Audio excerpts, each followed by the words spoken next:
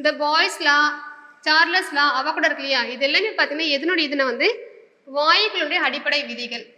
வாயுக்களின் அடிப்படை விதிகள். இதில் பார்த்தீங்கன்னா அதனுடைய அழுத்தம், ப்ரெஷர், வெப்பநிலை, டெம்பரேச்சர், அதனுடைய பருமன், கன அளவு. ஸோ அழுத்தம் வந்து ப்ரெஷர் பி, டெம்பரேச்சர் இது வால்யூம். ஓகேங்களா? ஸோ இது 3 பேஸ் என்ன பண்ணியிருப்பாங்கன்னா இந்த லா வந்து டெரைவ் பண்ணியிருப்பாங்க.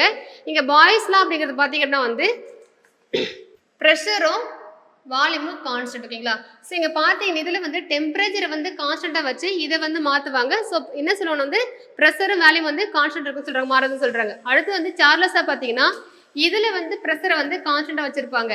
ஸோ இதுக்கான ஈக்குவேஷன் பார்த்தீங்க அப்படின்னா வந்து V/T ஈக்குவல் டு கான்ஸ்டன்ட் இல்லைங்களா, இல்லை நேர்த்தகவல் இருக்குன்னு சொல்லலாம்.